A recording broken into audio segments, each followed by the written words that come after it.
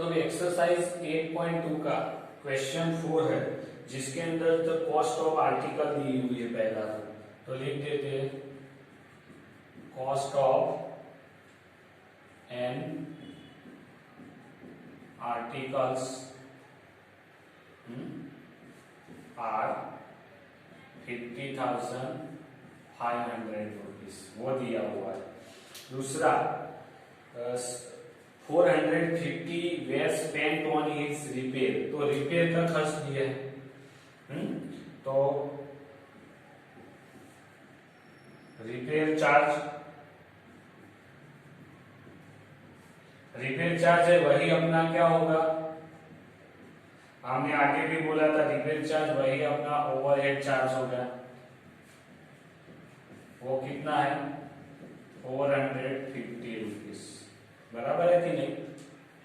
तो आपको total cost, वो हमने आगे भी आपको नोट्स करके सब फॉर्मूला लिखा है उसके अंदर था। तो टोटल कॉस्ट कितनी होगी, उसका original cost plus overhead charge, यानी कॉस्ट प्लस ओवरहेड चार्ज। तो 450 का ऐड कर देते, तो 50,500 और 450, तो 50,915 रुपीज ये आ गया आपका टोटल कॉस्ट आ गया। सीपी कॉस्ट चार्ज भी बोल सकते हो। फिर क्या बोला, if it sold from profit of 50%, अगर प्रॉफिट होता है, प्रॉफिट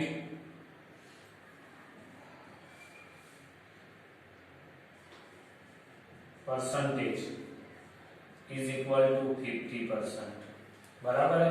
प्रॉफिट होता है उसको 50%, तो फाइंड द सेलिंग प्राइस होता है, एसपी आपको ढूंढना है, सेलिंग प्राइस आपको। अब इसकी टोटल अमाउंट ये दी हुई है, उसके ऊपर 50% उसको प्रॉफिट होता है, तो हम ढूंढ सकते हैं कि amount of profit equal to 50% of 5,950 rupees इसके ऊपर। तो 50 मल्टीप्लाई 5,950 डिवाइड बाय 100। तो ये करने पर आपको आंसर में डायरेक्टली अंदर से लिख देता हूं, कितना आता है। तो आंसर आता है 2,392.50 रुपीज, इतना आता है। तो अब सेलिंग प्राइस मिल जाएगी, तो सेलिंग प्राइस बराबर है ना, तो selling price is equal to अपनी जो टोटल कॉस्ट थी plus profit, total cost plus profit.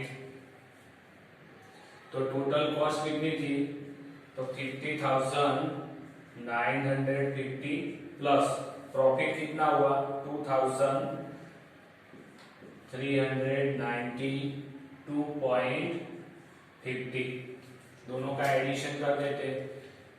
50,950.0, तो इधर भी 50 पॉइंट वाला कर दिया, 2932, तो 0 5 2 9 और 5 14 1 9 और 10 और 30 1 5 और 2 7 और 8 और 1, तो कितना हुआ 80,342.50 रुपीज। ये क्या आया गया उसका सेलिंग प्राइस। इतने में वो बेचेगा तो उसको 50% प्रॉफिट होगा।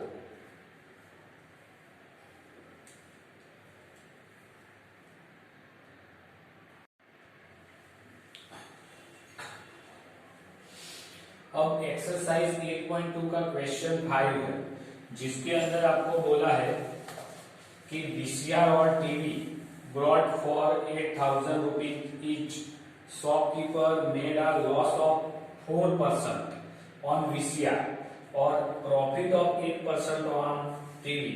तो फाइंड द गेन और loss percent on the whole transaction.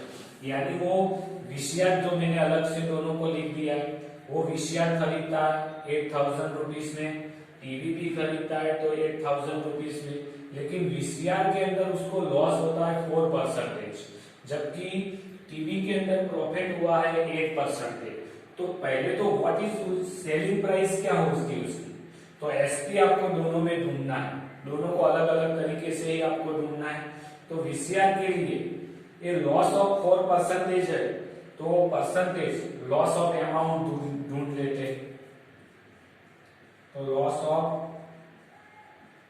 Amount is equal to 4% है, कितना कॉस्ट प्राइस यानी ओरिजिनल प्राइस के ऊपर ही आपको ढूंढना है, डिवाइड बाय 100, ये गया, 8 4 4,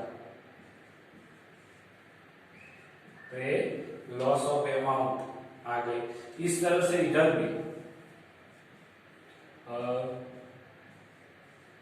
profit amount equal to 8 into 8000 divide by 100, 640 rupees, बराबर है। तो लॉस अमाउंट मिल गया, तो उसकी हमको सेलिंग प्राइस मिलेगी। Selling price is equal to करके कॉस्ट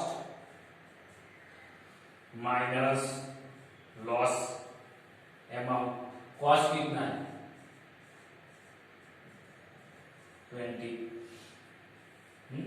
तो इधर कितना आएगा 0, 0 में से 0, 10 में से 2 जाएगा तो 8 आएगा, 9 में से 3 जाएगा तो 6 आएगा, और 8 की जगह पे 7 रुपीस आएगा।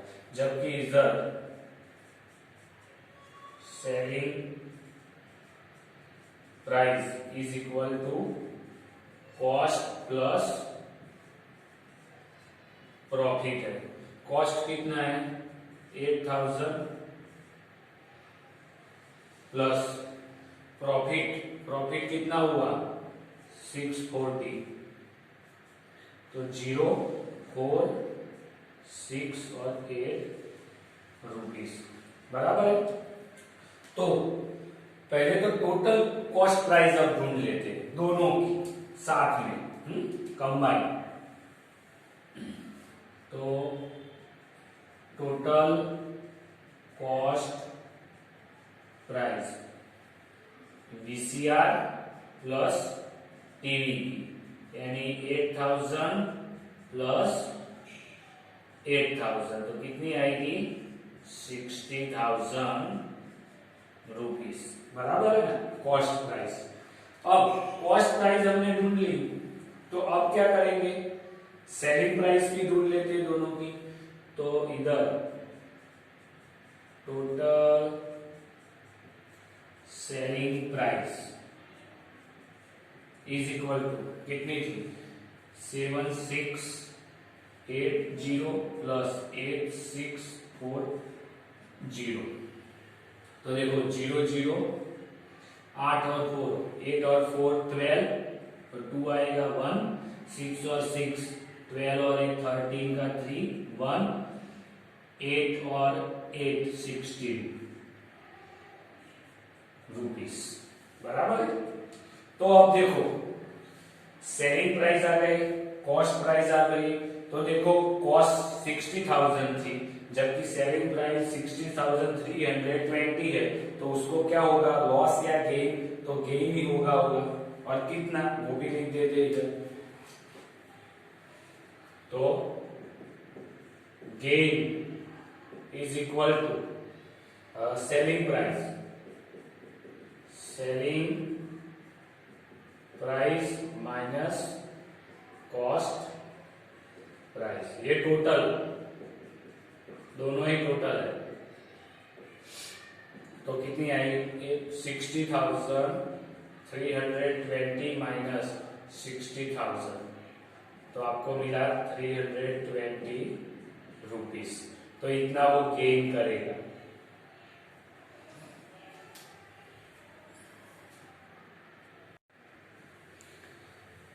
और साथ में परसेंटेज भी उसको ढूंढने का बोला, तो गेन है वो प्रॉफिट है कि नहीं, तो आपको परसेंटेज प्रॉफिट,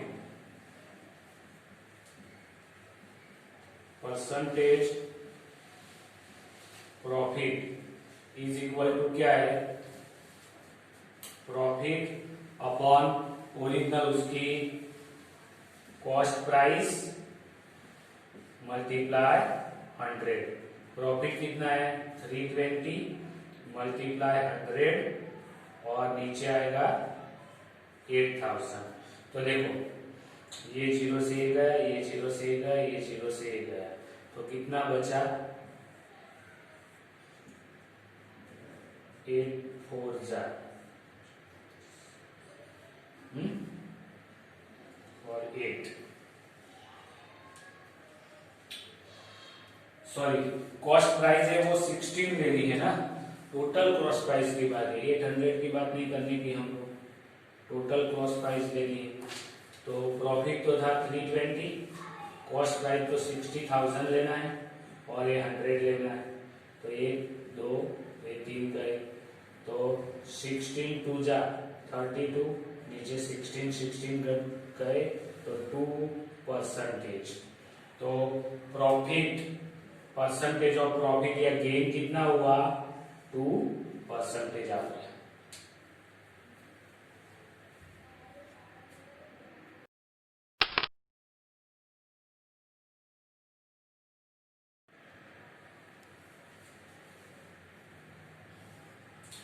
तो अब क्वेश्चन नंबर 6 है, जिसके अंदर during the sale shopkeeper offered the discount 10% on the market price, then customer have to pay for pair of jeans marked at 1450 and two shirt marked at 850 each। इतनी चीज खरीदता है, अगर 10% डिस्काउंट मिलता है तो वो कितने अमाउंट पे करने वाला है, तो हमको वो बिलिंग अमाउंट ढूंढनी है, बिल अमाउंट। तो आपको पता है एमपी आपको दिया है मार्केट एट 50, तो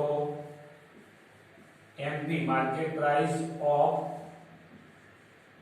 jeans is equal to 1450 rupees and MP of 2 shirt is equal to 2 into 850 आएगा ना, क्योंकि 2 है, एक ईच है, ये खास ध्यान रखो, एक की प्राइस है तो 2 है ना, तो 80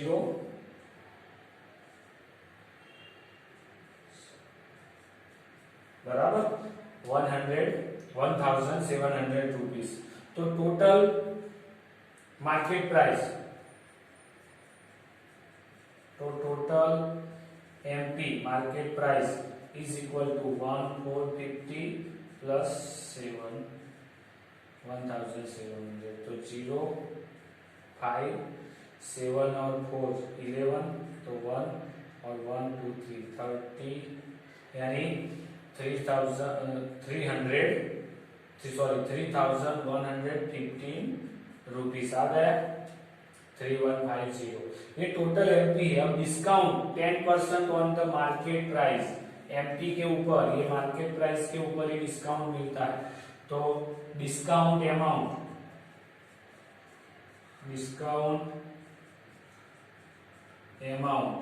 इज इक्वल टू, डिस्काउंट कितना है 10%, मार्केट प्राइस 10% ऑफ 3150 लिख सकता हूँ मार्केट, तो 10/100 मल्टीप्लाई 3150, ये 0 कर दिया, ये 0 कर दिया, यानी 315 रुपीस इतना डिस्काउंट मिलेगा टोटल इसके ऊपर।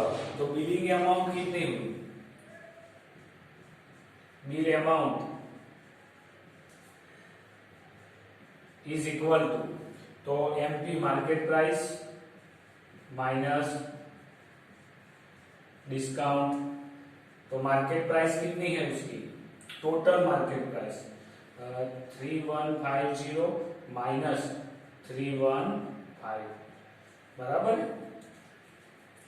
तो 315 माइनस, तो इधर 4 10 में से 5 4 में से 3, इधर 2 10 2 और 1 11 में से 3 जाएगा तो 8 बराबर है। 8 फिर 9 10 और 11 और 2, तो 2835 रुपीज पे इतना आएगा।